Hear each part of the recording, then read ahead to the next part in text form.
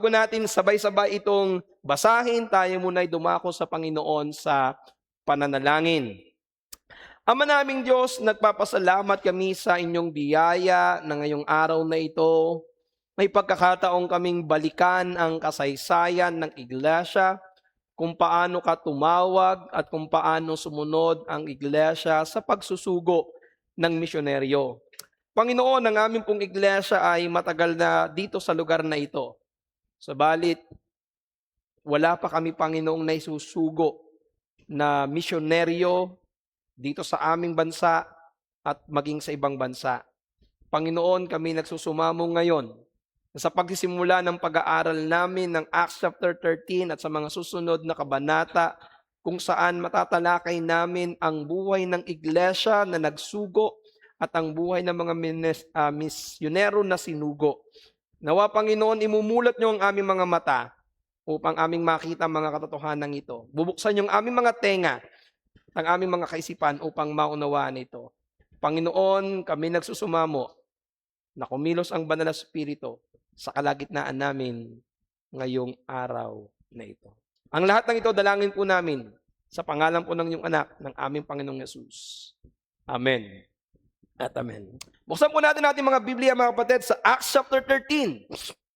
Mula verse 1 to verse 3. At kung kayo po ay nakapagbukas na, nais kong basahin sa inyo ang salita ng ating Panginoon. Verse 1. Sa iglesia nga na nasa Antioquia ay may mga propeta at mga guro. Si Bernabe at si Simeon na tinatawag na Niger, at si Lucio na taga Cirene, at si Manaen na kapatid sa gatas ni Herodes na tetrarka, at si Saulo. At nang sila ay nagsisipaglingkod sa Panginoon at nangagaayuno, ay sinabi ng Espiritu Santo, ibukod ninyo sa akin si Bernabe at si Saulo sa gawaing itinawag ko sa kanila. Nang magkagayoy, nang sila ay makapag-ayuno na at makapanalangin, ay naipatong ang mga kamay nila sa kanila, ay kanilang pinayaon sila. Mga kapatid, binasa po natin ang salita ng Diyos sa Aklat ng Mga Gawa, Kabanatang 13, talatang 1 hanggang 3. Nawa ay pagpalain ng Panginoon ang pagbasa at pangangaral ng kanyang tumatawag at nagsusugong salita. Pinamagatan ko po ang ating mensahe ngayong umaga, ang soberenidad ng Espiritu sa gawain ng misyon. The sovereignty of the Spirit in the work of mission. Mapatid, tayo po ay nasa panahon na kung saan ang kaisipan ng mga iglesia ay mag-maintain na lamang ng kanilang iglesia. Ang focus ng marami ngayon ay ang kanila lamang mga miyembro, ang kanilang mga doktrina, ang kanilang mga proyekto sa kanilang mga iglesia. Mga iglesia, bagamat hindi naman po mali ang mga bagay na ito, kailangan itong gawin ng mga iglesia. Subalit masasabi natin ngayon na ang karamihan ng mga iglesia ngayon ay nakakalimot. Kung hindi man po malamig, ay maligamgam na sa dakila at napakahalagang utos ng ating Panginoong Jesucristo. Ang humayo at gawing alagad ang mga bansa, ang humayo at ipangaral ang ebanghelyo sa lahat ng mga bansa. Lalong-lalo na ang pagsusugo ng mga misyonaryo na mangaral ng ebanghelyo sa ibang bansa. Bagay na ayaw natin na mangyari sa ating iglesia. Kung kaya, nagpapasalamat ako sa Panginoon na ngayon ay nasa aklat tayo ng mga gawa, kung saan ay mapapag-aralan natin ang mga kwento tungkol sa buhay ng iglesia na nagsugo ng misyonaryo at ang buhay mismo ng misyonaryo na sinugo ng iglesia. Kaya mga kapatid, tayo ay sama-samang manalangin sa Panginoon na nawa ay kausapin niya tayo sa mga talatang ito na ating pag-aaralan. Na sana ang Panginoon ay tumawag ng mga manggagawa sa kanyang ubasan. Na nawa ang Panginoon ay tumawag ng mga misyonaryo na susunod sa kanyang panawagan. Ang ating iglesia ay maging mapagbiyaya at maging matapat maging tagasugo at tagasuporta ng sino mang tawagin ng Panginoon. Tandaan po natin mga kapatid, ang pangunahing panawagan ng iglesia ay luwalhatiin ang Diyos sa pamamagitan ng pagsamba. Ipangaral ang salita ng Diyos at gawing alagad ang lahat ng mga tao at matapat na gampanan ang mga ordinansiya at pagdidisiplina. Now, mahalagang makita natin na bagamat nagagawa natin ang ibang bagay, hindi natin pwedeng iwanan ang isang bagay. At masasabi natin na kung meron dito na isa sa medyo hindi masyado na nabibigyan ng pansin sa maraming mga iglesia, ay ang pangangaral ng Ebanghelyo sa mga wala pa kay Kristo. At ito isang bagay na dapat makita natin, na hindi natin pwedeng iwanan ng isang bagay dahil lamang tayo ay matapat sa ibang bagay. Tandaan natin ang gawain ng pagbimisyon na isang napakahalagang bagay sa loob ng iglesia. Ito'y parang isang puso na nagpapatibok sa buhay at paglago ng iglesia.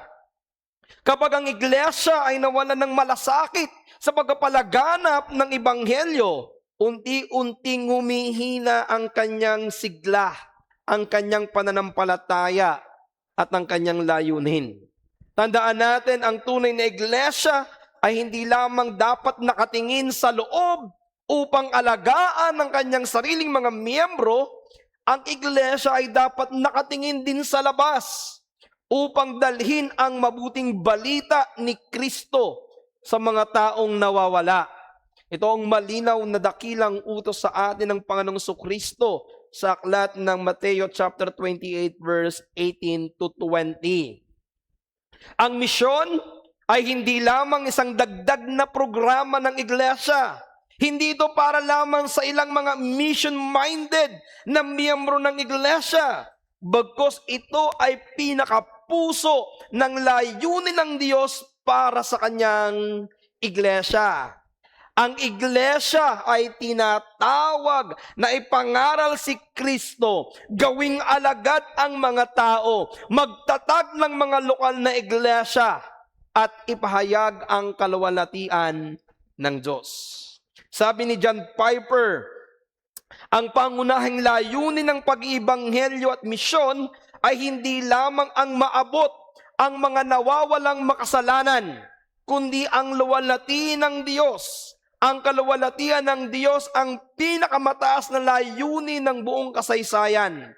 Lahat ng ginagawa ng Diyos sa paglalang, pagtubos at paghahari ay para sa kapurihan ng kanyang pangalan. Ang ibig sabihin, iniligtas ng Diyos ang mga makasalanan, hindi upang sila lamang ay makatakas sa impyerno, kundi upang maipakita ang kadakilaan ng kanyang biyaya. Katulad ng sinabi ng Ephesians chapter 1 verse 6, sa ikapupuri ng kaluwalhatian ng kanyang biyaya.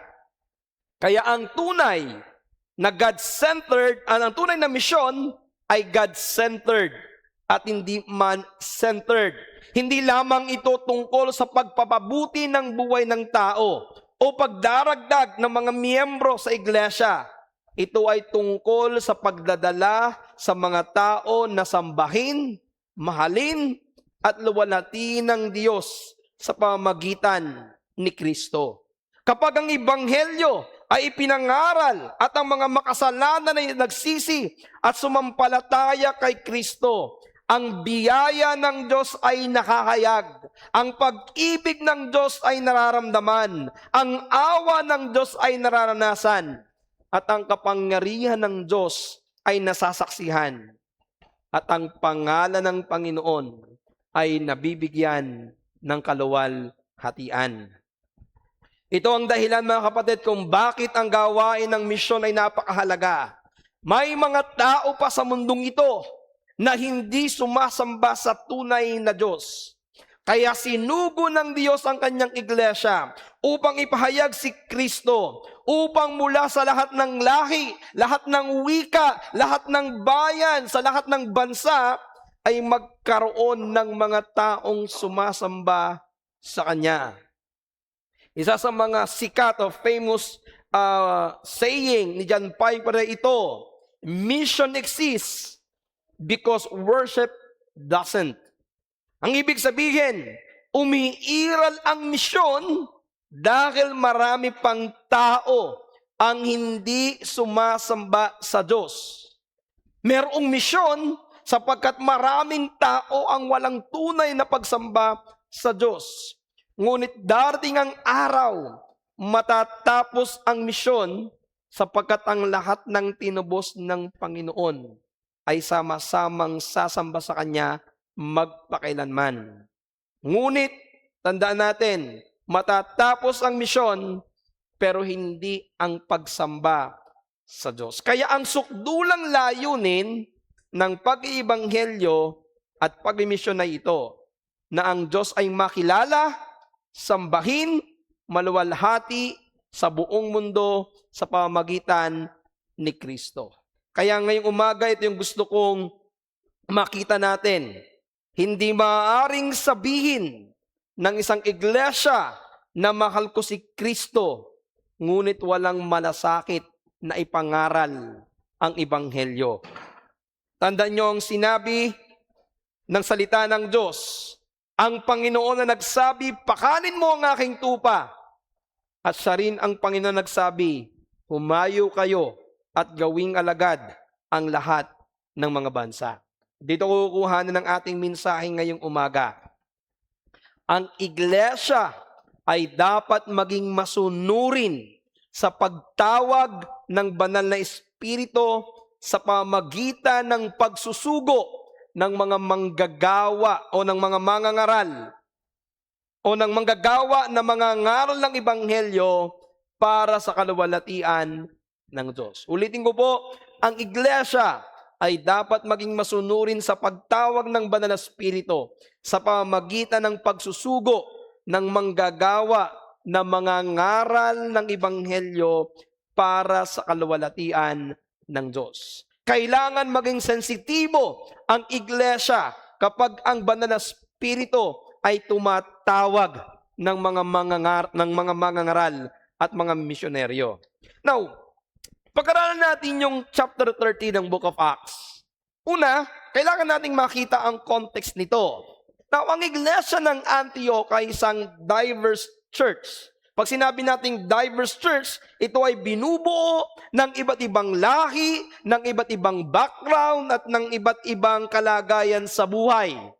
Ito po ay binubuo ng iglesyang pinagsama ang mga Hudyo at ang mga Hintil. Hindi ito katulad ng iglesia ng Jerusalem kung saan ito ay mga Hudyo lamang. Kaya malamang na hindi sila yung ginamit ng Diyos para mangaral ng Ebanghelyo sa lahat ng mga bansa, dahil kung ating makikita ang iglesia ng Jerusalem ay nakatuon lamang ang kanilang kaisipan, ang kanilang paghahayo sa mga Hudyo lamang. Hindi gaya ng iglesia ng Antioch na kung saan ang mga miyembro nito ay mula sa iba't ibang lahi. At dito natin nakita yung kapangyarihan ng Ebanghelyo. Giniba ng Ebanghelyo ang pader ng pagkakaiba, gumawa at pinagkaisa niya ang mga magkakaiba ang pinanggalingan o magkakaiba ang background na siya naman nagpapatingkad ng tunay na naturalesa ng kaharian ng ating Panginoon.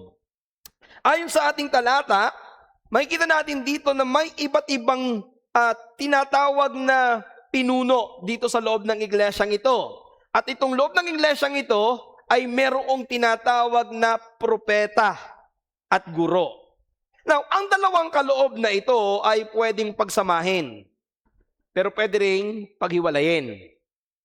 Ang isang propeta ay pwedeng maging guro, na siya namang kalimitang kaso na nakikita natin sa Biblia.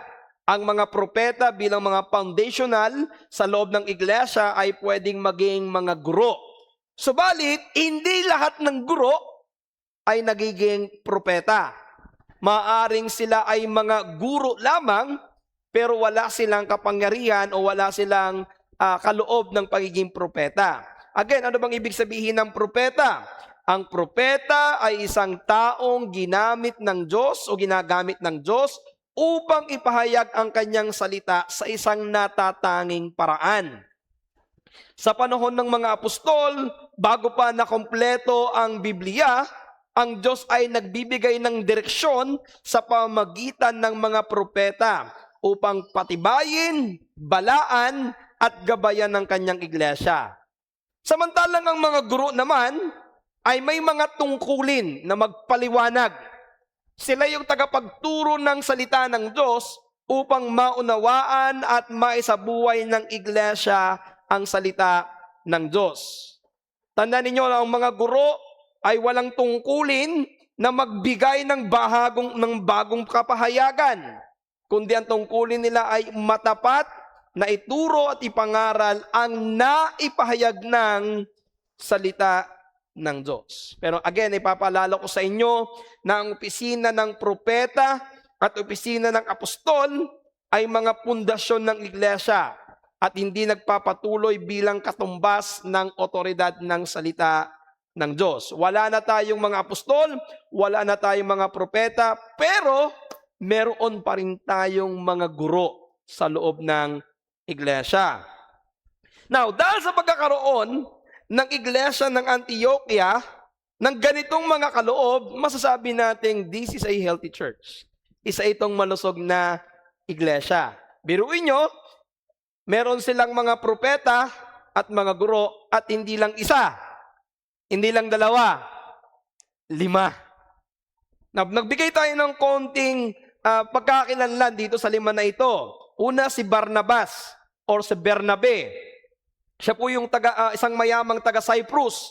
Ipinanganak at lumaki sa isla ng Cyprus at siya po yung unang ipinakilala dun sa Acts chapter 4 kung saan siya yung nagbenta ng kanyang lupa at ibinigay sa paanan ng mga apostol. Ito rin yung Bernabe na sinugo papunta ng Church of Antioch. Meron tinatawag ditong Simeon na tinatawag na Niger. So ang Niger ay nangangahulugang maitim. Sa atin, ang tawag natin ay Negro. Okay. Ang ibig sabihin nito, malamang-lamang na siya ay taga-Africa. Now, ang Niger ay isa ring pangalang Romano na nagpapakita na siya ay nagkaroon ng pakikisalamuha sa mga Romano. Nandito po si Lucio, hindi ko taga-sulok, kundi Lucio na taga-Sirin o taga-Sirine. Now, itong si Lucio na ito, ayon sa mga scholar, ay malamang sa isa sa mga mahihirap na taga-Jerusalem na napunta ng Antioch. Therefore, pwedeng sabihin na itong si Lucio na ito ay isa sa mga nagtatag ng iglesia ng Antioch. Nandito din po si Manain. Siya naman yung kabilang sa mataas na antas ng lipunan sapagkat siya po ay kinakapatid ni Herodes. Sinasabi po dito sa ating talata ay parang kasama niya sa gatas. Ang ibig sabihin niya na isang malapit na tao kay Herodes. Ang ibig sabihin po nito, siya isang mayaman at maimpluwensyang tao. Pero tumalikod sa mundo para sumunod sa Panginoong Jesucristo. At siyempre ang kaulihan si Saulo ng Tarso, isang dating Pariseo, mahusay sa batas, pero pangunahing tagapag-usig ng Kristyanismo bago siya iniligtas ng Panginoon sa daan ng Damasco at naging masugid na alagad ng ating Panginoong Jesucristo. Kung niyo mapapansin mga kapatid, sa 5 ito, yung 3 bago sa pandinig. Yung talagang kilala natin dito, yung una at saka yung dulo. Si Bernabe o si Barnabas at saka po si Saulo. At later makikita ninyo, itong 2 ding ito, ang tinawag ng Diyos upang ibukod para sa gawain na ipapagawa sa kanila ng Diyos. So ano yung makikita nating mahalagang bagay dito sa ating binasa? Una, pinagsama-sama ng Panginoon sa isang iglesia ang mga pinuno na may iba't ibang pinagmulan, katayuan sa lipunan, lahi at karanasan para sa layunin na maabot ang iba't ibang uri ng tao yung iba't ibang lahi, yung iba't ibang katayuan sa buhay. Di ba napakaganda? Pinagsama-sama ng Panginoon yung magkakaiba para ang kanilang maabot ay yung magkakaiba din. Pangalawa, ipinakita dito yung ng iglesia yung pamunuan. Na ibig sabihin sa banal na kasulatan, ang talagang pangkaraniwan ay yung plurality of elders.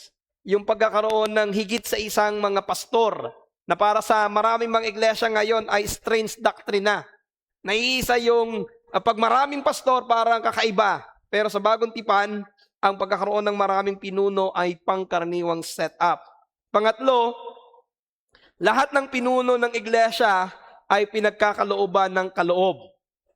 Sa mga talatang ito makikita natin na may kaloob ng propesiya at kaloob ng pagtuturo. So itatandaan natin mga kapatid, kapag ang Diyos ay tumawag ng kanyang lingkod, pagkakalooban niya ito ng espiritual na kaloob. So ang punto natin ay ito, kapag ang Diyos ay tumawag ng isang lingkod, siya rin ang magbibigay ng kakayanan upang magampanan niya ang kanyang panawagan. Hindi kailanman mag-uutos ng Diyos ng walang kasamang biyaya at kakayanan. Ang Diyos na tumatawag ay siya ring Diyos na maghahanda, magpapalakas, magtuturo at magbibigay ng espiritual na kaloob para sa kanyang mga lingkod. Kaya ang ministeryo ay hindi nakasalalay sa likas na kakayanan o talento ng tao, kundi sa biyaya ng pagkilos ng Diyos.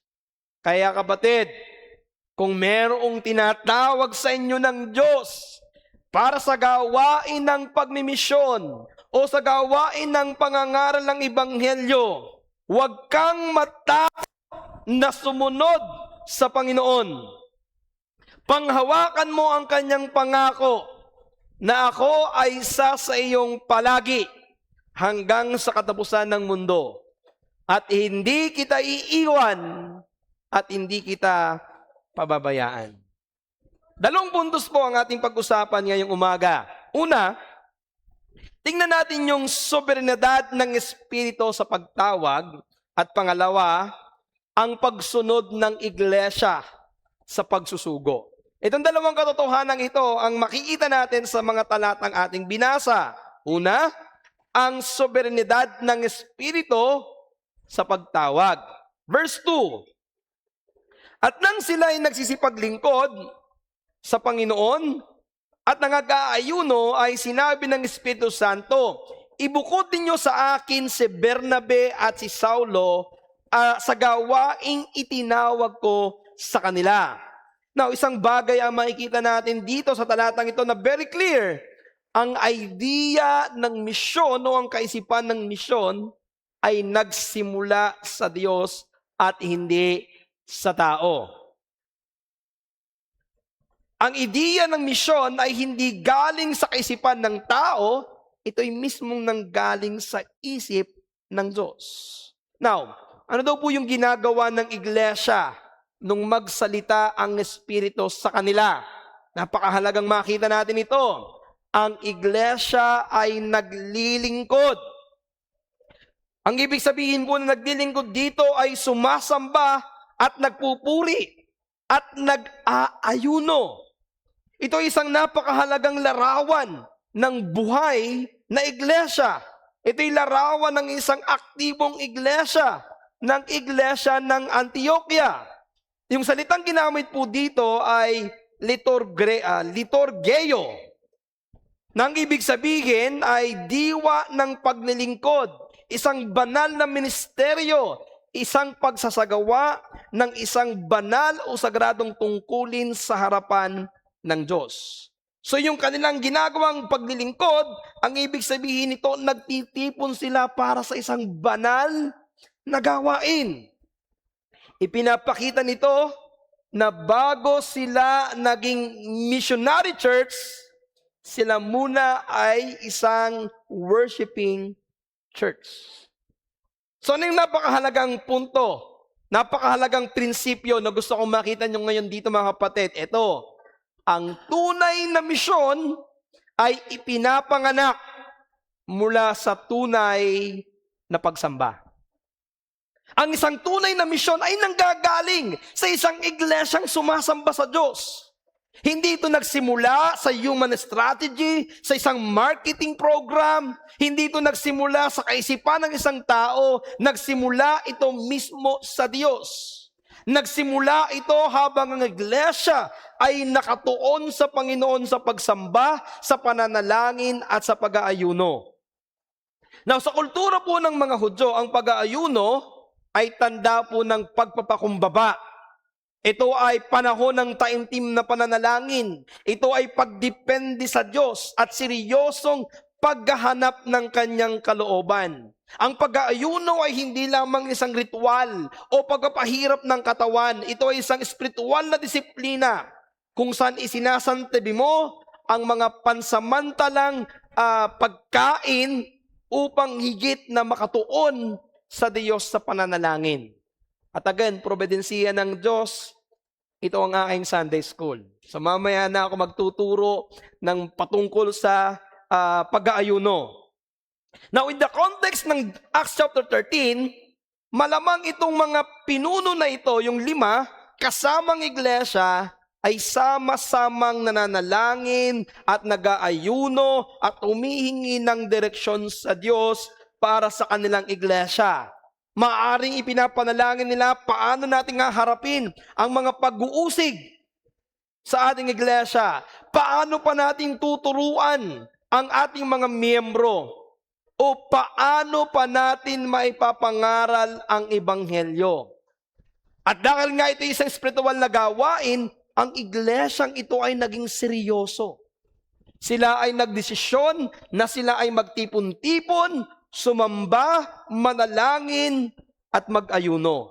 At habang ginagawa nila ito, bigla na lamang sinabi ng Espiritu, ibukod nyo sa akin si Bernabe at si Saulo sa gawaing itatawag ko sa kanila. Bigla ako napatanong habang binabasa kong talatang ito, paano kaya nagsalita ng Espiritu sa kanila? Ito ba ay sa pamamagitan ng isang tinig na habang sila'y nananalangin, na habang sila'y nakayuko at nag-aayuno, biglang merong tinig sa kanilang kalagitnaan na nagsabi, ibukod nyo sa akin si Bernabe at si Saulo. O ito'y nangyari sa pamamagitan ng propeta.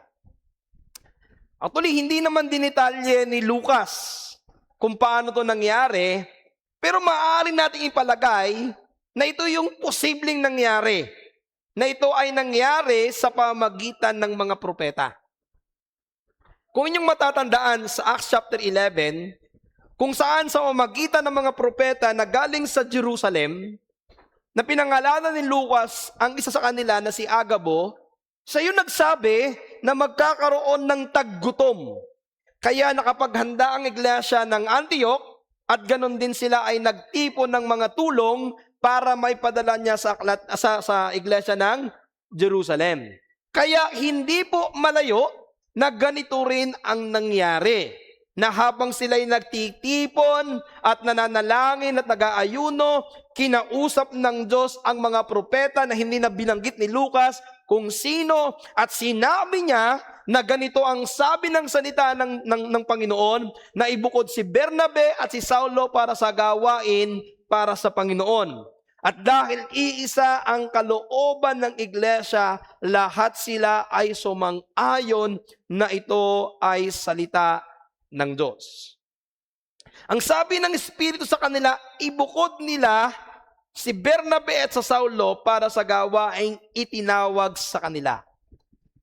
Pero kanyang iisipin, at meron tayong knowledge kung sino itong si Bernabe at si Saulo, parang iisipin natin na hindi na to bago sa kanila. It is not something new to them.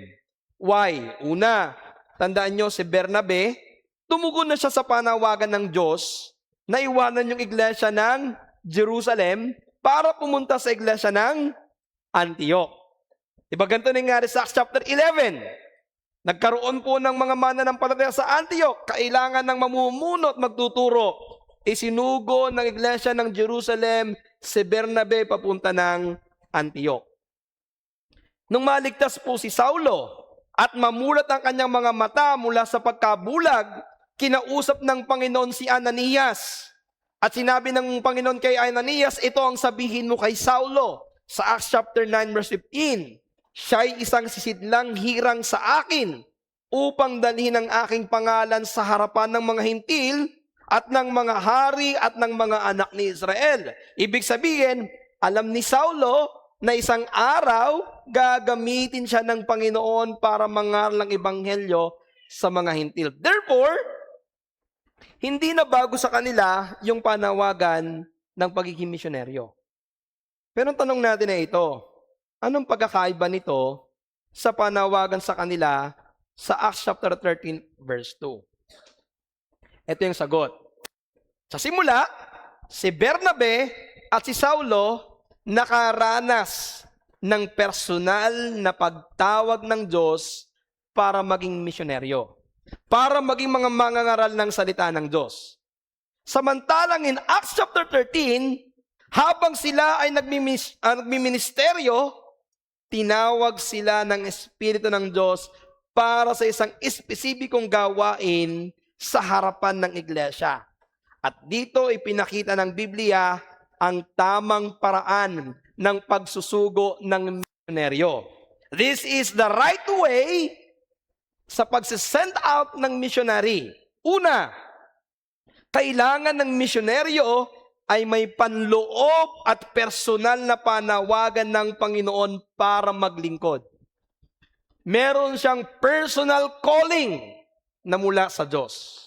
Pangalawa, siya ay kabilang sa isang iglesia at naglilingkod. Ang misyonaryo dapat member ng church at mayroon ng ministry na ginagawa sa church. Pangatlo, ang panawagan niya para maglingkod sa isang natatanging ministeryo ay mula sa Panginoon at ito ay kinimpirma at kinimisyon ng iglesia. Ang ibig sabihin ito mga kapatid, ang panawagan ay dapat galing sa Diyos at hindi sa kanyang sariling kagustuhan. May true calling at hindi lamang kuliling. Yan ang lagi namin pinag-uusapan noon nung kami napasok sa Bible school. Do you really have that calling o kuliling lang yan? Anong ibig sabihin po noon? Diyos ba talaga ang tumawag o personal mo lang kagustuhan? I still remember when I entered sa una kong Bible school, nung ako po'y pumasok doon, kung di ako nagkakamali, first year kami po ay 60. Pagdating po namin ng second year, kami po ay 40. Pagdating namin ng third year, parang nasa 20 na lang kami. At nung kami po'y gumraduate, 5 lang kaming natira. Pero alam niyo, yung mga kasama ko doon, marami doon, matatagal na sa simbahan, mga pastor. Ako noon, di ko alam kung talagang may calling ako kasi galing lang ako sa isang camp. Pag uwi ko, gusto ko nang pumasok ng Bible school. Hindi ko pa alam ang Biblia. Kasi gagraduate ko lang ng high school noon. Pero hindi ko alam na meron talaga akong panawagan noon kasi pinatapos ako ng Panginoon sa loob ng 4 na taon. So, pinapakita dito, kailangan talaga kapag ikaw ay tunay na tinawag, kailangan naintindihan mo na tinawag ka. Pangalawa, ang kanyang paghayo dapat udyok ng banal na espiritu at hindi sa mamagitan ng pamimilit at pangungonsensya lamang ng tao. Kaya tanong din namin sa kanila lagi, is it God's calling or pastor's calling? Ito ba ay panawagan sa iyo ng Diyos o panawagan lamang ng pastor? Pinilit ka lamang ng pastor. Now, I remember one church na naatinan ko dati at meron silang tinatawag na Vision 2020. Hindi ko lang matandaan kung kailan yung date na yon na kami umattend, parang 2000, year 2000, at ang kanilang tinawag na Vision 2020 is kailangan sa loob ng 20 years, meron tayong 20 missionaries. Kailangan daw taon-taon, meron silang maisugo. Now, the goal is good, but yung execution ay hindi. Bakit? Napipilitan ng isang tao na humayo na hindi mula sa panawagan ng Diyos, kundi sa panawagan lamang ng tao. Na nagresulta na hindi tunay ang panawagan. Kaya pagkalipas ng ilang panahon, may mga nakita ako na tumalikod sa paglilingkod kasi hindi talaga panawagan ng Panginoon, naging panawagan lamang ng pastor. Mga kapatid, kapag ganito ang kalagayan ng isang misyonaryo, hindi siya magtatagal. Kapag yan ay nahirapan, kapag yan ay napagod, kapag yan ay nagutom, yan ay aayaw. Pero kapag yan ay tunay na tinawag ng Panginoon, dadaan yan sa matinding hirap, pero hindi siya titigil. Ito nakaraang araw, nakikinig ako ng mga preaching patungkol sa missionary, at medyo natatakot ako na nakahamon sa isang misyonaryong napakinggan ko, kay Adoniram Hodson, na tinawag ng Panginoon. Alam nyo, grabe talaga yung nangyari sa kanya. Namatay ang kanyang mga naging asawa, namatay ang kanyang mga anak. May mga pagkakataon na sa napakinggan ko, kung tama yung pagkakaalala ko, meron siyang isang anak na namatay at hindi na nailibing, kundi itinapon na lamang sa dagat. Dahil kapag nagkakasakit sila noon, wala pang gamot. Kapag sila nagkasakit, sabi niya, kung may asawa ka, pag nagkasakit ka, ikaw ay papalaot ng 6 na buwan sa dagat, hoping na ikaw ay gagaling kapag ikaw ay nasa dagat. Ganon katindi noon ang misyon. Kaya kapag hindi tunay ang panawagan, hindi siya magtatagal. So ano makikita natin dito? Ang mga piniling lingkod ay matapat ng naglilingkod sa ministeryo. So anong puntong gusto ko makita niyo mga kapatid? Ang mga pinipiling lingkod ng Panginoon ay ang mga tapat na naglilingkod sa kanyang iglesia. Kaya kung gusto mong gamitin ka ng Panginoon at gusto mo na maging instrumento ka ng Panginoon, dapat ngayon pa lamang nagiging matapat ka ng lingkod ng Panginoon sa kanyang iglesia. Ang tinatawag ng Panginoon para maging misyonaryo ay yung mga lingkod na nakikitahan ng pagmamahal sa mga kaluluwang wala pa kay Kristo. Paano ka tatawagin ng Panginoon? Kung dito pa lamang sa iglesia na kinabibilangan mo, ay hindi na nakikita ang pagmamahal mo sa mga kaluluwang wala pa kay Kristo. At marami pa akong sasabihin dyan sa ating conference sa 23. Now, gusto kong liwanagin sa inyo, may pagkakaiba po ang mag-evangelize at mag-mission. Yung evangelism and mission. Bagamat ang mission ng iglesia ay mission, dapat maging puso ito ng iglesia, pero dapat nating malaman ang pagkakaiba ng evangelism sa mission. Ang pag-iibanghelyo ay panawagan sa lahat ng Kristiyano. Ang pag-iibanghelyo ay panawagan sa lahat ng mga mananampalataya. Lahat tayo ay inutusan ng Panginoon na ibahagi ang ating pananampalataya sa mga tao. That is evangelism. Bata o matanda, mayaman o mahirap, may pinag-aral o wala, we are called by God to do evangelism. But, ang misyon ay iba.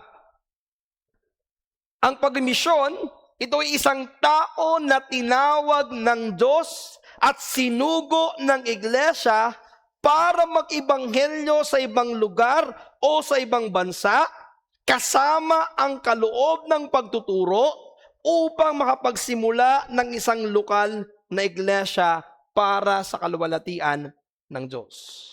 Therefore, ang isang misyonaryo ay mayroong malalim na pagnanasa na sundin ang utos ng Diyos na ipangaral ng ebanghelyo sa lahat ng mga bansa at magsimula ng isang lokal na iglesia. At ito ay hindi bugso lamang ng damdamin. Hindi ito dapat emosyon lamang. Hindi ito dapat hype lamang. Dapat ito ay tunay at nagtatagal. Kaya makikita natin dito sa ating teksto, hindi agad sinugo ng iglesia ng Antioch sina Bernabe at sa Saulo. Instead, ang ginawa nila, naglaan pa sila ng ilang panahon para manalangin at patuloy na mag-ayuno at saka sila nagsugo. So, ano yung paalala sa ating mga kapatid? Ang pagsusugo sa misyon ay hindi dapat mabilisan o agad-agad. Dapat itong ipanalangin, ipag-ayuno ng iglesia para sa direksyon ng Panginoon. Kaya kapag mayroong tinawag ang Panginoon, at baka mamaya mayroong magtaas ng kamay, kahit walang invitation, at baka mamaya mayroong magsabi sa akin, Pastor, tinawag na ako ng Panginoon, bago ka isugo, bago ka ipadala sa gera, dapat munang dumaan ka sa pagsasanay, pagsusuri, pagtuturo ng doktrina, pagsusuri sa katangian, at lalo tigit, kailangan ka munang ipanalangin at ipag-ayuno ng iglesia. Tandaan nyo, ang hindi tunay na panawagan, madaling mawala kapag nawala na ang hype, kapag nahirapan, kapag napagod at nagutom. Pero ang tunay na panawagan, kahit anong tagal, hindi mawawala yan. Kung talaga may panawagan ka sa Panginoon, nandiyan pa rin yan. Hindi yan mawawala. Kahit lumipas ang panahon, hindi yan mawawala. Pero kung yung panawagan na hindi totoo, kapag nakaranas ka ng ilang bagay, o kaya naman naranasan mo na ang kaginhawaan ng buhay, hindi ka magpapatuloy. Sabi ni Martin Lloyd-Jones sa aklat na binabasa namin, Preaching and Preachers, sabi niya, palagi kong nararamdaman na kapag may lumalapit sa akin at nagsasabing siya'y tinawag upang maging mangangaral, ang pangunahing gagawin ko ay ilagay sa harap niya ang lahat ng posibleng hadlang na naiisip ko. Meron akong natandang pastor na ganyan din ang gustong-gusto niyang gawin. Kapag may nagsabi sa kanya na ako po'y tinatawag na magpastor, ang lagi niyang tinatanong, ang lagi niyang ginagawa ay binibigyan siya ng maraming hadlang para subukan ang kanyang pananampalataya. Alam niyo, matutuwa ako kapag meron na nagsabi sa inyong ako ay magmimisyon o tatawagin ng Panginoon. Pero gagayahin ko ang sinabi ni Martin Lloyd-Jones. At gagawin ko, na bago ka suguin ng iglesia, ipapakita muna sa iyo ang napakaraming hadlang. Ipaparinig ko muna sa iyo yung biography o yung buhay ni Hudson Taylor. At titingnan natin kung kaya mong gawin ang ganong mga pagdurusa. Ibig sabihin, kung gusto nating maging sigurado na yung taong yaon ay sigurado sa kanyang panawagan at hindi galang sa emosyon o karanasan lamang o sa idealistic view ng misyonaryo, kailangan niyang makita ang daranasin niya sa misyon. Kaya ang panuri sa ating ngayong umaga at ang unang tanong sa ating ngayong umaga, sino ang tinatawag at sino ang tutugon? Nawa, kung paano tinawag ng Panginoon si Isaias, ganon tayo tumugon. Sabi ng Isaiah chapter 6, verse 8, at narinig ko ang tinig ng Panginoon na nagsasabi, sinong susuguin ko at sinong yayaon sa ganang amin? Nang magkagayon, sinabi ko, narito ako, suguin mo ako. Ang sagot ni Isaiah nang marinig niya ang tinig ng Panginoon at ang Diyos ay naghahanap ng sino ang susuguin. Ang sagot ni Isaiah, here my Lord, send me. Here my Lord, send me for your glory. I hope and pray that someday one of the family, one of the men in this church will stand and say, Lord, here am I. Send me for your glory. Send me sa iyong ubasan. It will be a joy in our church that someday magkakaroon tayo ng ikukomisyon at isusugo na magiging misyonaryo ng ating iglesia. I hope and I pray somebody will answer the call. I hope and pray na sana may tumugon sa panawagan. Sino ang hahayo? Sino ang pupunta sa mga lugar na ito para ipangaral ang ebanghelyo ng Panginoong Jesucristo? Pangalawa, ang pagsunod ng iglesia sa pagsusugo. Verse 13. Nang magkagayon, verse 3. Nang magkagayon, nang sila'y makapag-ayuno at makapanalangin at maipatong ang kamay nila sa kanila, ay kanilang pinayaon sila. Matapos na matanggap ng iglesia ang utos ng Espiritu na ibukod si Bernabe at si Saulo, nagpatuloy pa sila sa taimtim na pananalangin at pag-aayuno. Hindi sila nagpadalos-dalos, hindi sila kumilos ng walang pag-iisip.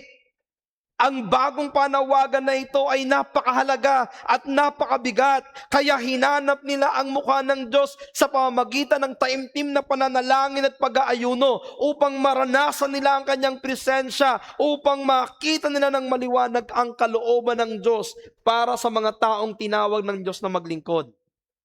Malamang sa mga panahon na ito ay patuloy nilang hinihingi ang direksyon ng Diyos. Saan dapat magpunta ang mga misyonaryong ito? At sa ating mga susunod na pag-aaralan, makikita nyo, sasagutin ito ng Diyos. At makikita natin kung saan sila sinugo ng Panginoon. Pero there's one thing that is very clear in verse 4. At ito po yun. Isinugo ng Espiritu ang misyonaryo sa pamagitan ng iglesia.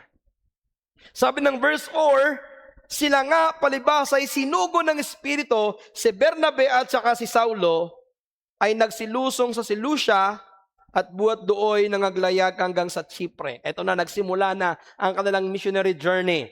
Pero sila po ay sinugo ng Espiritu sa pamamagitan ng iglesia. Therefore, sa ganitong paraan, ang misyon ay hindi hiwalay sa iglesia. Hindi ka pwedeng magmisyon na hindi ka member ng church. Hindi ka pwedeng magmisyon sa iyong sarili lamang. You must be partner with the local church. Kailangan kayo ay miyembro ng iglesia. Oo, tinawag ka ng banal na espiritu, pero dapat kang kilalanin. Kailangan kang ikimusyon ng iglesia. Ginagawa ito ng iglesia sa pananalangin, pag-aayuno, pagpapatong ng kamay.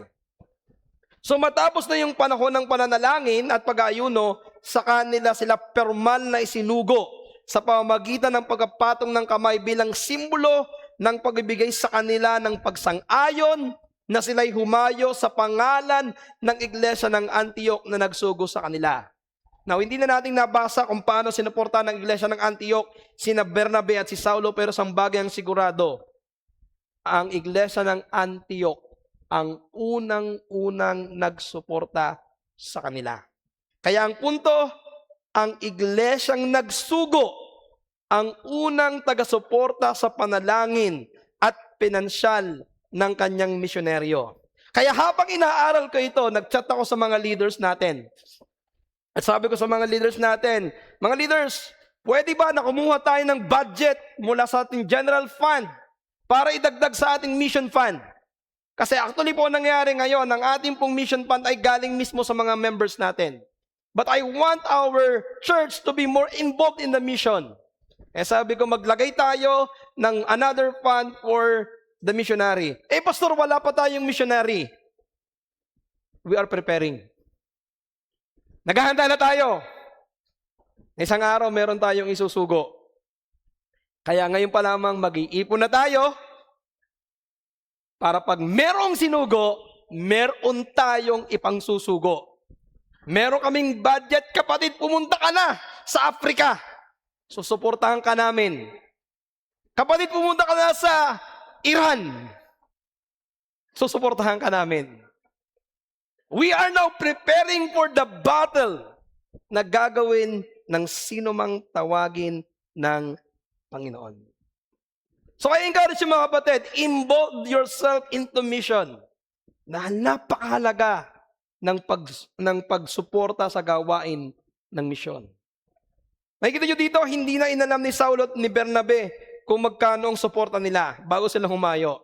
Ang ginawa nila, sumunod sila sa panawagan ng Panginoon at umaasa na ang Panginoon ang magkakaloob ng kanilang pangailangan.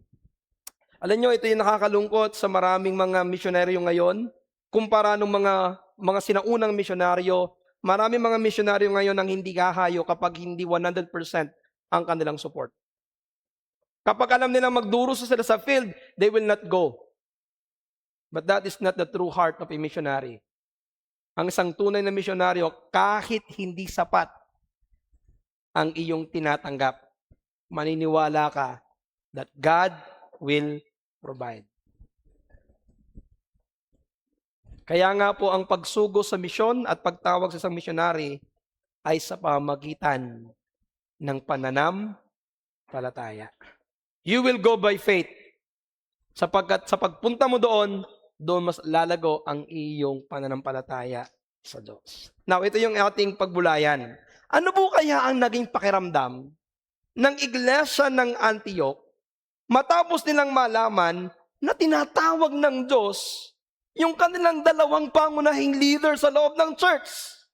Sina Bernabe at si Saulo. Tandaan ninyo, later on na lamang nakita natin si Manaen, si Lucio, at saka si Simeon.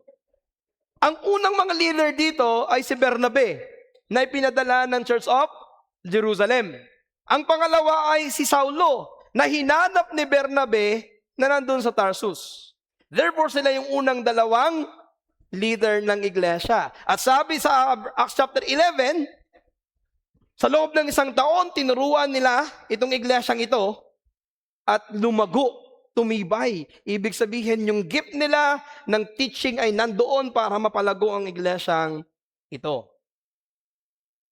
Now, ano kaya ang kanilang naging pakaramdam nung kanilang marinig na yung iglesyang ito, o na itong dalawang ito, ay tinawag ng Panginoon para maging misyonaryo? Now, kung inyong matatandaan, hindi naman ito yung unang pagkakataon na umalis itong dalawang ito. Diba? Sa Acts chapter 11, nung matapos na nilang likumin yung lahat ng pantulong nila sa Church of Jerusalem, sinong sinugo nila? Itong dalawang ito. Punta kayo ng Jerusalem, dala niyo yung tulong. Tinanong ko ngayon, nag-research ako, gaano ba katagal ang paglalakbay nila mula Antioch to Jerusalem at gaano katagal sila bumalik? Now, huwag niyong isipin na ito'y parang fast break lamang. Punta kayo doon, pagkadalang niyo doon, babalik. Ayon sa mga scholars, 4 to 6 years bago sila bumalik sa Antioch. At pagbalik, may panawagan na ulit. But this time, hindi na po short-term mission, but long-term mission. Na hindi na nila alam kung makakabalik pa ba ng buhay itong si Bernabe at Saulo sa iglesia ng Antioch. Now, ito yung gusto ko makita ninyo. How did the Church of Antioch respond? Base sa ating teksto, ang unang tugon ng iglesia ng Antioch matapos nilang mapakinggan na sinusugo ng Diyos si Bernabe at si Saulo, ang unang tugon nila, pagsamba. Paggalang sa kalooban ng Diyos. Hindi reklamo o pangangatwiran, kundi panalangin at pag-aayuno. Hindi ang sinabi nila, Lord, ang dami-dami. Yung iba na lang, wag na itong dalawa na to. Yung ibang men na lang po. Yung ibang leader na lang po, wag naman po itong dalawa na to kasi ito po yung aming pinakaunang pinuno. Hindi ganun mga patid eh. Ipinakita dito ng iglesia ng Antioch that they were a matured church na unawaan nila na ang pangunahing layunin nila ay hindi para sa tao. Ang kanilang pangunahing layunin ay sundin ang kalooban ng Diyos. Nakita nila na hindi ito pagkawala, kundi pagsunod sa Espiritu. Pero gusto ko sabihin sa inyo na maaari din naman na sila nakaramdam ng pangungulila at pagkalungkot. Siyempre, si Pablo, si Saulo at Bernabe ay mahalagang guro sa kanila bilang iglesia. Subalit ganun pa man, hindi ito naging hadlang sa pagsunod nila sa Diyos. Nagkaroon sila ng kapanatagan sa kalooban at nagtiwala sila na ang Diyos na nagbigay at ang Diyos na nagtayo ay ang Diyos din na magpapatuloy na mag-iingat sa kanilang iglesia in the absence of Paul and Barnabas. So ano makikita natin dito? Ang iglesia ng Antioquia ay nagpakita ng isang napakahalagang katotohanan. Ang isang malusog na iglesia ay kayang magpadala ng mga mahalagang lingkod kung ito ay para sa gawain ng Panginoon. Hindi sila naging makasarili para sa kanilang leader. O natakot sila na sila ay mawawalan. Bagkus sila ay naging masunurin sa kalooban ng Diyos. Hindi nila inisip ang kanilang sariling kapakanan, kundi ang kaligtasan ng mga taong wala pa kay Kristo. Handa nilang isakripisyo ang kanilang pinakamahuhusay na guro, alang-alang sa paglawak ng kaharian ng Diyos. At ganito ang ating dapat tingnan. Ganito natin dapat tingnan na kapag ang Diyos ay tumawag, kahit pa ng mga pinaka-key leaders ng ating iglesia, hindi natin dapat ito tutulan at hindi natin ito dapat pigilan. Bagkus sambahin natin ang Diyos, papurihan natin ang Diyos, at maging masunurin tayo na isugo ang sinumang tinatawag ng Diyos. Kaya bilang hamon, as I end, maging masunurin tayo sa banal na Espiritu, sa pagbubukod at pagsusugo na kanyang tinawag bilang misyonaryo. Tayo maging masunurin kapag ang Diyos ay mayroong tinawag at sila'y ating isugo sa misyon. Ganito ang dapat maging tugon ng iglesia. Kaya mga kapatid, sana samahan niyo ako sa pananalangin na ang Diyos ay kumilos at tumawag ng manggagawa para sa kanyang ubasan. Manalangin tayo. Ama naming Diyos, nagpapasalamat kami sa inyong biyaya na muli kaming napalalahanan patungkol sa kahalagahan ng pagsunod sa iyong kalooban, sa kahalagahan ng gawain ng pagmimisyon. Salamat, Panginoon, sa paalala sa amin kung paano ang iglesia ng Antioch ay naging masunurin. Na nung kanilang marinig ang tinig ng Espiritu na nagsasabing ibukod si Bernabe at Saulo, sila'y agad na tumugon. Sila'y sumamba, nanalangin, at nag-ayuno. O aming Diyos, kami nanalangin, buong puso, buong pagtitiwala. Kumilos kayo, Panginoon, sa mga nakarinig ng pangangaral ngayong umaga. Kung meron man, Panginoon, sa aming kalagitnaan ngayon, na mayroong tunay na pagmamahal sa inyo, at ngayon ay kanyang nakikita sa kanyang buhay, nararamdaman sa kanyang puso, na mayroong panawagan sa kanya para magmisyon. Panginoon, tulungan niyo po siya na maging masunurin sa panawagan mo. Tulungan niyo po siya na gawin ang iyong kalooban. At kami bilang isang iglesia, patatagin niyo po sa ganitong katotohanan. Patatagin niyo po ang aming paniniwala sa gawain ng misyon. Ihanda niyo po ang aming iglesia. Isang araw, kami ay magsusugo, kami ay magkukomisyon ng isang miyembro ng iglesyang ito, nakahayo para sa gawain ng pagmisyon. Panginoon, dinadalangin namin ito na may buong pag-asa mula sa inyo. At sa aming mga bisita ngayong araw na ito, nawa nakita po ninyo kung paano pinapahalagahan ng Panginoon ang gawain ng misyon. Ito yung pagbabahagi ng ebanghelyo sa mga taong wala pa kay Kristo. Ito yung aming ninanais sa inyo na nandito ngayong umagang ito, na ikaw ay sumampalataya kay Jesus bilang iyong Panginoon at tagapagligtas, sapagkat siya lamang ang tanging paraan upang magkaroon ka ng buhay na walang hanggan. Habang lahat tayo nakapikit at nakayuko, magkaroon tayo ng ilang sandali para tumugon sa Panginoon sa atin pong mensaheng napakinggan.